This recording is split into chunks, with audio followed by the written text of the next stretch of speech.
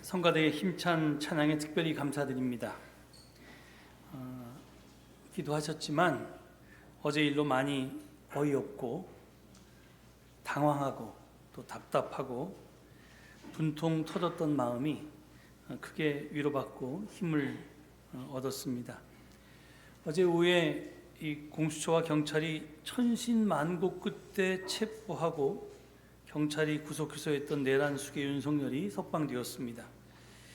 서울중앙지법 형사 25부가 구속 취소를 결정했고 대검찰청이 즉시 항고를 포기하고 석방 지휘를 했기 때문입니다.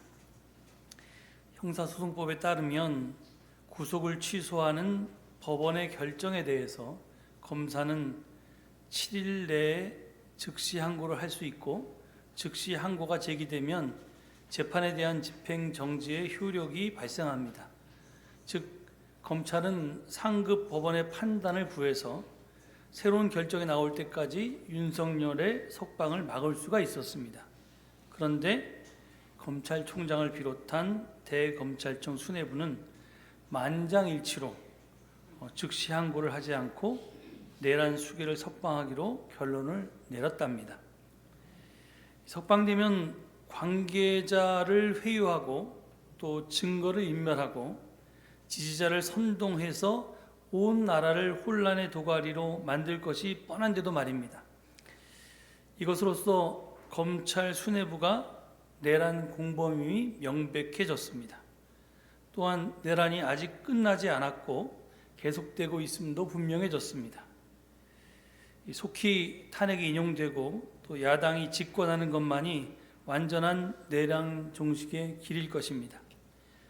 그래서 내란 수괴와 중요 임무 종사자 그리고 단순 가담자 및 이번에 커밍아웃을 한 여러 잔당들까지 모두 합당한 책임을 물어야 할 것입니다. 그래서 우리나라에서 다시는 이러한 어처구니 없는 일이 일어나지 않게 해야 하고 또 우리가 지금 앓고 있는 이 내란성 스트레스 증후군도 치료될 수 있을 것입니다. 그래서 정말 넉넉히 이기는 날이 속히 올 수 있기를 소망합니다. 아마 이번 주 내로 탄핵이 인용되고 60일 내로 대선이 치러져서 이 모든 일이 이루어지고 또 그 뒤에 할 일이 많겠지만 그래도 하여간 그렇게 걱정하는 일들이 좀 하나하나 정리되어 나갔으면 좋겠습니다. 오늘은 교회적으로 사순절 첫 번째 주일입니다. 사순절은 이 제의 수요일서부터 부활절 전날인 성토요일까지 주일을 뺀 40일간의 기간입니다. 성서에서 이 40이라는 숫자는 중대한 사건을 앞두고 준비하는 기간을 가리킵니다. 모세는 십계명을 받기 위해서 40일 동안 시내산에서 기도했고요. 엘리야는 하나님의 산 호렙으로 가기 위해서 천사가 주는 음식을 먹으며 40일을 걸어야 했습니다. 또 이스라엘 백성들은 약속의 땅 가나안을 밟기 위해서 40년 동안 광야에서 헤매야 했습니다. 그리고 예수님도 공생활을 시작하기 전에 40일 동안 광야에서 금식과 기도를 하셨습니다. 이렇듯 성서 전통에서 40이라는 숫자는 항상 중요한 일을 준비한다라는 의미를 가지고 있습니다. 사순절이 지나면 곧바로 부활절입니다. 사순절은 바로 이 부활절을 준비하는 기간입니다. 그러면 부활절을 맞이하기 위해서 우리는 무엇을 어떻게 준비해야 할까요? 십자가 없는 부활은 없습니다. 죽어야지 살 수 있고 부활할 수 있습니다. 그렇다면 부활 준비는 다른 어떤 것이 아니라 죽는 일일 것입니다. 그렇다고 스스로 목숨을 끊으라는 말은 아닐 테고요. 부활을 위해서 우리는 무엇을 어떻게 죽여야 할까요? 성서일과는 매년 사순절 첫째 주일 복음 말씀으로 예수께서 광야에서 유혹받은 이야기를 제시하고 있습니다. 이 이야기는 마태, 마가, 누가 세 공간복음서 모두에 실려 있습니다. 마가는 간단히 두 절만 소개하고 있고요. 마태와 누가는 큐 복음서의 자료를 바탕으로 해서 10절 이상 길게 소개하고 있습니다. 마태는 총 11절이고요. 누가는 총 13절입니다. 그런데 마태의 이야기와 누가의 이야기는 크게 두 가지가 다릅니다. 첫째는 유혹을 받은 시기입니다. 오늘 본문 2절을 보면 예수께서 40일 동안 악마에게 시험을 받으셨다라고 되어 있습니다. 그러니까 광야에 계셨던 40일 내내 악마의 유혹을 받았다는 뜻입니다. 하지만 마태는 40일을 금식한 후에 악마의 유혹을 받은 것으로 서술합니다.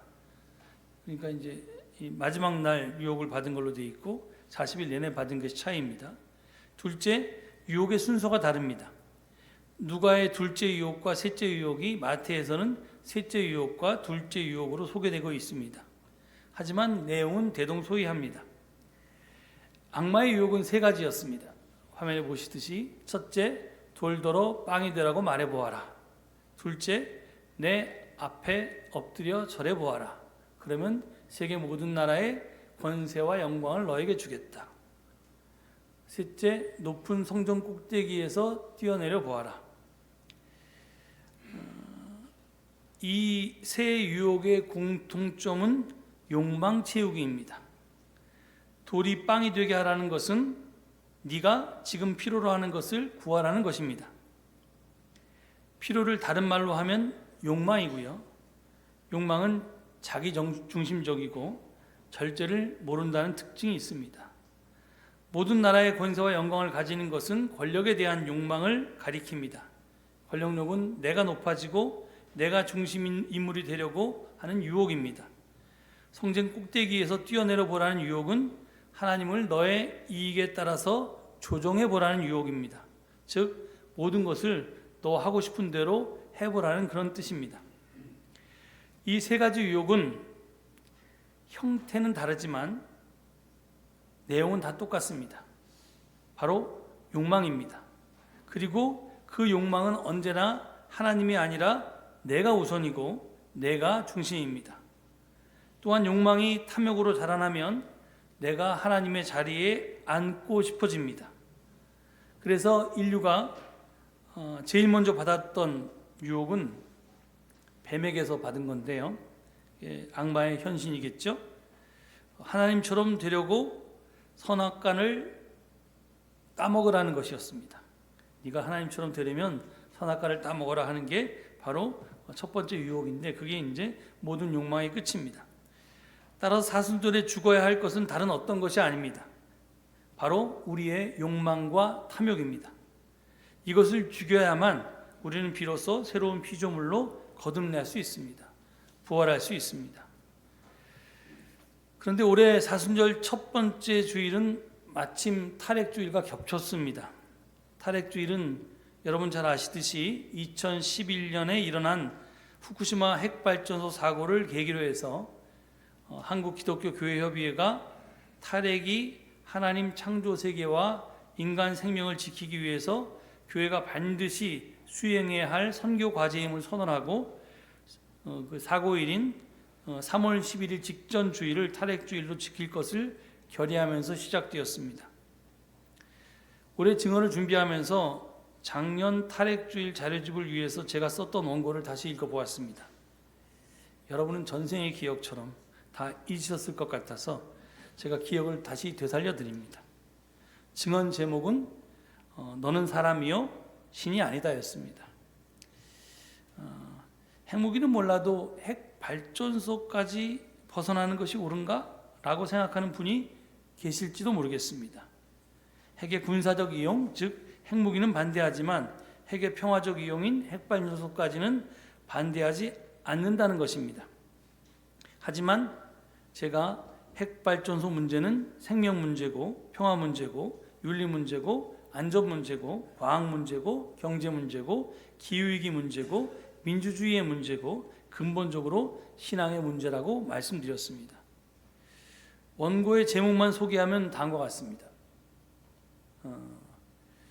핵무기와 핵발전소는 둘 다 반평화적이고 반생명적이다. 핵발전소는 비윤리적이고 깨끗하지도 싸지도 않고 차별적이다. 핵발전소는 폐쇄적이다. 즉 민주주의적이 아니다. 핵발전은 이제는 이별해야 할 과학기술이다. 왜 핵발전소를 당장 멈춰야 하는가? 후쿠시마 핵폐수 해양 투기를 중단해야 한다. 신앙으로 탈핵운동에 나서자. 뭐 이런 엄청난 내용들을 제가 다 다뤘습니다. 제가 다시 읽어봤는데요. 야, 이건 정말 일타 강사의 쪽집게 특강처럼 귀에 쏙쏙 들어오는 이 탈핵에 대해서 제가 저거보다 더 설득력 있게 잘 정리된 원고를 못 봤습니다. 제가 써서 그런 건 아니고 제가 작년에 사실은 하도 한국교회가 탈핵주의를 안 지켜서 모든 목사님들이 읽고 다 고개를 끄덕이면서 그 설교 자료를 가지고 설교를 안 할 수 없게끔 만들려고 굉장히 쉽게 그리고 설득력 있게 썼습니다. 여러분 자세한 내용이 기억나지 않으시면 찾아서 꼭 다시 한번 읽어보시기 바랍니다. 올해 탄핵주일 증언 제목을 핵 현대판 악마의 유혹이라고 했습니다. 앞에서 제가 3가지 유혹의 내용은 모두 다 똑같이 욕망이고요. 그리고 욕망이 탐욕으로 자라나면 인간이 하나님의 자리에 앉고 싶어 한다고 했습니다. 그래서 핵이 현대판 악마의 유혹이라고 한 것입니다. 작년에 마지막에 우리가 장윤재 교수의 동영상을 잠깐 탈핵에 대한 동영상을 봤는데 거기에서 이런 말이 나왔습니다. 하나님이 지으신 창조 세계에서 가장 가벼운 원소는 원자번호 1번의 수소입니다. 그리고 자연 상태에 존재하는 가장 무거운 원소는 원자번호 92번인 우라늄입니다. 인간은 이 92번 원소 우라늄에서 플루토늄이라는 핵폭탄 원료를 추출했습니다. 그러니까 플루토늄은 하나님께서 만드신 물질이 아닙니다. 인간이 만든 것입니다. 과학자들은 지난 1942년에 세계 최초로 플루토늄을 추출하는 인공 원자료를 미국 시카고 대학 운동장 한 구석에 지으면서 스스로 조물주의 영역에 들어서게 됐다고 자부했습니다. 이렇듯 핵은 인간을 신의 자리에 앉힌 탐욕의 자식입니다. 저는 사실은 물론 제가 물리학을 전공한 건 여러분 다 아시죠? 여러분 뭐 이과를 나온 분들은 원소 주기표 열심히 외우셨을 겁니다. 중학교 때부터 배웠던 것 같기도 하고 하여간 이걸 모르면 화학을 절대로 할 수가 없으니까요. 그리고 이제 그래서 열심히 이 원소 주기표를 외웠던 것과 그리고 또 제가 이 이야기를 들으면서 기억나는 것은 제가 시카고 대학이 있는 지역에 하이드팍이라고 하는 시카고의 남부 지역에 있는 그 동네에서 살았거든요. 유학할 때. 그래서 이제 시카고 대학에서 이것을 기념하고 있는 그 작은 그런 이제 비문 같은 것이 있는 곳에서도 제가 이제 돌아봤던 기억이 났습니다. 하여간 그 시카고 대학이 그 원자로를 처음으로 만들었던 그런 이제 악의 출발지였습니다. 그 결과는 참혹했습니다. 핵폭탄으로 수많은 인명을 살상했고요. 그리고 핵 발전소로 수많은 생명을 서서히 살상하고 있습니다. 지금도. 그런데도 인류는 아직도 핵 발전소를 포기하지 못하고 있습니다. 왜 그러냐? 풍요 때문입니다. 지금 내가 더 잘 먹고 잘 살기 위해서입니다.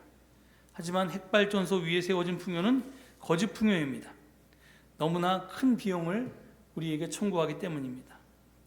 핵발전은 인간을 신의 자리에 앉히는 불경을 저질렀을 뿐만이 아니라 지금의 나만 위하는 이기적인 에너지 자원입니다. 지금 사는 모두가 아닌 일부만을 위한 것입니다. 핵 폐기물은 지금 세대보다 미래 세대에 더 큰 짐이 됩니다. 방사능 오염은 멀리 떨어져 사는 우라늄을 채굴하는 노동자나 아니면 핵발전소에서 일하는 노동자나 아니면 그 핵발전소가 있는 지역민들은 이 위험에 굉장히 쉽게 노출되는데 서울에 사는 우리는 이것과 별로 상관없이 핵발전소의 전기를 사용합니다. 그러니까 우리는 굉장히 이기적인 에너지를 쓰고 있는 겁니다. 특히 작년에 제가 이 말을 안 했는데요. 이 핵발전소는 기후위기에 취약할 뿐만이 아니라 기후위기의 유발자이기도 합니다. 지금 일본이 후쿠시마에 핵발전소를 세웠을 때 절대로 10m가 넘는 쓰나미는 올 수가 없다 이렇게 생각했는데 17m짜리 쓰나미가 왔죠. 그래서 핵발전소가 파괴되었습니다. 그런데 지금 우리나라도 보면 동해안 쪽에 쭉 핵발전소가 18기나 있는데 그 18기의 핵발전소가 산불 때문에 핵발전소 근처까지 그 대규모 산불이 접근해서 폭발할 위험이 있었기도 했고요. 그리고 또 우리도 동해안에 있기 때문에 그런 쓰나미에 노출되어 있기도 합니다. 그래서 언제 그것이 그 사고가 날지 모릅니다. 기후이기 때문에 산불이 일어나고 기후이기 때문에 그런 이제 태풍이 불 때 그 여러 가지 것 때문에 이제 핵발전소가 위험하게 되는 겁니다. 그런데 그것뿐만이 아니라 기후이기 때문에 핵발전소가 위험한 게 아니라 핵발전소 때문에 기후위기가 발생한다라고 주장을 합니다. 이유는 그 구체적인 예가 온배수가 해양 온도를 상승시키는 문제 때문인데요. 여러분, 핵발전소는 전기를 생산하는 발전소입니다. 그런데 실제 내부 구조를 보면 물을 끓이는 거대한 보일러입니다. 여러분 집에 가스보일러 있잖아요. 가스보일러 가스 태워서 보일러 물 데우고 그 물이 순환되지 않습니까? 핵발전소 똑같아요. 가스가 아니라 우라늄, 그러니까 농축 우라늄을 핵분열시켜서 그걸 태우는 거고요. 그 다음에 석탄화력 발전소는 석탄 화력을 통해서 그걸 끓이는 겁니다. 물이 끓으면 우리 집에서 쓰는 보일러하고 달리 이게 수증기가 됩니다. 수증기가 되면 그 수증기가 거대한 터빈을 돌리고요. 터빈에 연결되어 있는 발전기가 막 돌아가면서 전기가 생산되는 겁니다. 그럼 이제 그 수증기는 다시 돌아와서 냉각수에 의해서 식고요. 다시 또 그걸 끓이면 수증기가 돼서 다시 또 그걸 터빈을 돌리는 걸로 계속 재활용됩니다. 왜냐하면 이미 핵연료와 접촉한 그 수증기는 굉장히 크게 오염됐기 때문에 그게 밖으로 유출되면 큰일 납니다. 그러니까 그건 핵발전소 내부에서 계속 돌아가는 거고요. 그 수증기를 물로 바꾸는 것은 계속 냉각수가 하게 됩니다. 그래서 핵발전소는 반드시, 석탄발전소도 마찬가지인데 냉각수가 필요해서 물 근처에 대량으로 물을 공급받을 수 있는 근처에 짓게 됩니다. 보통은 당연히 바닷가죠. 저희 나라는 무조건 다 바닷가에 지어져 있습니다. 그러니까 바닷물을 냉각수로 사용하는데 이때 바닷물을 끄집어 들여서 취수해서 냉각수로 사용하고 그 다음에 다시 바다로 흘려 보내는데 이게 취수할 때하고 배수할 때하고 온도 차이가 7도에서 9도 정도가 납니다. 그러니까 더워진 상태로 물이 배수되는 거죠. 이게 바로 온배수입니다. 따뜻한 배수입니다. 그런데 핵발전소 한 기에서 1초당 50에서 70톤이 온배수가 나옵니다. 그럼 여러분 한번 계산해 보세요. 1초에 50에서 70톤입니다. 그럼 1분이면 얼마예요? 곱하기 60이고요. 1시간이면 얼마예요? 또 곱하기 60을 합니다. 하루를 하면 곱하기 24를 합니다. 얼마나 많은 뜨거운 물이, 온천물이 콸콸콸 바다로 쏟아져 들어간다고 생각하시면 됩니다. 근데 그게 양이 이게 조그만 샘에서 솟아나는 정도가 아니라 이거 상상하기 힘들 정도의 분량이 들어갑니다. 그러니까 당연히 바닷물의 온도를 높입니다. 실제로 고리 핵발전소가 가동되기 전인 1970년에 인근 지역의 평균 수온은 15.27도였습니다. 그런데 1호기의 가동이 시작한 이후로 79년에 16.18도 정도로 올랐습니다. 그러니까 1도 정도가 상승한 겁니다. 4호기를 가동한 1990년에는 16.52도로 이제 거의 2도 정도 가까이 올랐습니다. 그러니까 이게 바닷물의 온도가 높아지면 그냥 이게 무슨 또 바닷물에 잉크방울 떨어뜨린다고 바닷물이 색깔이 변하냐 이렇게 생각하실지 모르는데, 이게 아까 말씀드린 것처럼 잉크방울이 한두 방울이 아니라 이게 엄청난 양이 쏟아져 들어가기 때문에 바닷물의 온도가 높고요. 이 1도 정도의 바닷물의 온도가 상승하면 해양 생태가 난리가 납니다. 그것뿐만 아니라 원래 바닷물은 이산화탄소를 품고 있는데 온도가 올라가면 이산화탄소를 방출합니다.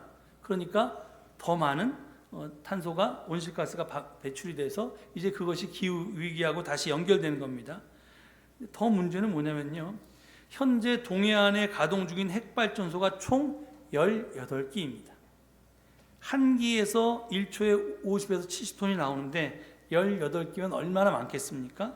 그런데 그것이 끝이 아니라 석탄 화력 발전소도 6기가 가동되고 있습니다. 제가 너무 바빠서 여기까지 못 찾아봤는데 우리나라 동해안만 그런 게 아니라 일본의 서해안도 똑같이 핵발전소하고 석탄 화력 발전소가 우리보다 더 많습니다. 그럼 어떻게 되겠어요? 양쪽 나라에서 핵발전소와 석탄 화력 발전소에서 온배수를 콸콸콸콸 쏟아내니까 그 이후로 계속해서 지금 동해안 물이 더워지고 있는 겁니다. 그러니까 오징어가 안 잡히죠? 명태는 이미 다 뜨거워서 다 도망갔습니다. 그러니까 이 뜨거워진 바닷물 때문에 뭐 요즘은 이제 그 더운 물에서 잡히는 고기들이 잡히게 됩니다. 이게 이 바다가 뜨거워지면 그냥 이렇게 어종만 바뀌는 게 아니라 해류의 방향도 바뀝니다. 이 해류의 방향이 바뀌는 것이 사실은 이제 뭐 엘니뇨 현상이냐 라니뇨 현상이냐 이런 것들도 만들어서 결국은 기후 위기를 가져오는데 결정적인 역할을 합니다. 그러니까 지구 온난화 때문에 바다가 뜨거워지는 줄 알았는데 그게 아니라 발전소의 온배수가 바다를 데우고 나아가서 그것이 기후 위기를 초래하고 있다라는 사실을 우리가 몰랐던 겁니다. 사진 하나를 보여드릴 텐데요. 지금 더구나 전기는 저기 보시면 강원도하고 경상도 바닷가에서 다 발전합니다. 전체 우리나라가 쓰는 전력의 42%를 강원도와 경상도 바닷가에서 생산합니다. 그런데 저 전기를 어디서 써요? 전력의 40%는 수도권에 사용합니다. 이게 무슨 말이냐면 전기는 동해안에서 생산되는데 그 전기는 대부분 수도권에 사용합니다. 또 그것을 끌어오기 위해서 저 강원도 산골짜기나 경상도 산골짜기에서 수도권까지 고압 송전탑을 계속 세워야 됩니다. 그러면 그 송전탑 때문에 밀양 사건이 있었던 것처럼 그 피해는 누가 봐요? 서울 사람들이 보는 게 아닙니다. 그 발전소 있는 지역과 그 송전탑이 통과하는 지역의 주민들이 다 봅니다. 그러니까 이것은 지극히 수도권 중심적인 이기적인 에너지 수급 정책입니다. 근데 어느 나라나 저렇게 해요, 지금. 근데 여러분 한번 거꾸로 태양광을 보면요. 우리 교회가 생산한 태양광이 물론 팔긴 하지만 이 근처에서 다 소비가 됩니다. 멀리 갈 수가 없어요. 그냥 이 동네에서 사용하는 겁니다. 그러니까 송전탑 문제가 발생할 수가 없습니다. 물론 그 어디더라? 저기 이 목포 밑에 있는 신안 앞바다 같은 데는 옛날 염전에다가 엄청난 양의 그 태양광 발전소 세워서 그거는 이제 핵발전소만큼이나 용량이 크기 때문에 송전선로가 필요하게 됩니다. 그래서 이제 그런 저는 태양광 발전은 사실은 별로 찬성하지 않고요. 이게 건물 위에다 올리는 것이 가장 좋고 전기의 수용량이 많은 도시에다 세워야 되는 겁니다. 하여튼 그래서 저는 핵발전이 이게 굉장히 위험한 에너지일 뿐만 아니라 기후위기를 일으킬 뿐만 아니라 굉장히 이기적이고 자기중심적인 에너지원이다라고 하는 것을 우리가 기억해야 합니다. 사순절이 되면 제2수요일과 성금요일에 꼭 금식을 합니다. 그리스도의 순환의 고통에 참여하기 위해서이고요. 또 그 음식을 절제해서 남기면 가난한 이웃과 나누는 자선을 위해서, 구제를 위해서 쓰기 위해서입니다. 그런데 예수께서 오늘 본문을 보면 광야에서 40일 동안 금식했는데 그 이유는 무엇일까요? 가난한 사람들에게 당신의 음식을 나눠주기 위해서였을까요? 그건 아닐 것 같습니다. 여러분, 전쟁을 하는데 먹을 양식과 마실 물을 차단당하면 패할 수밖에 없습니다. 나폴레옹이 러시아를 침공했을 때 그 전쟁에서 패배한 이유는 겨울의 추위가 아니라 사실은 음식이 없어서였습니다. 그때 별로 춥지 않았는데 아직 겨울이 본격적으로 되기 전이어서 이게 갔는데 러시아가 철수하면서 다 음식을 없애버렸거든요. 그러니까 가도 거기서 이제 약탈을 해서 음식을 공급할 수가 없었습니다. 물도 마찬가지였고요. 그러다가 이제 겨울이 점점 다가오니까 도망갈 수밖에 없었습니다. 군대가 아무리 막강하고 무기가 아무리 좋아도 먹지 못하면 싸울 수가 없습니다. 그러니까 적을 약하게 만드는 것은 이게 내가 강해지는 거죠.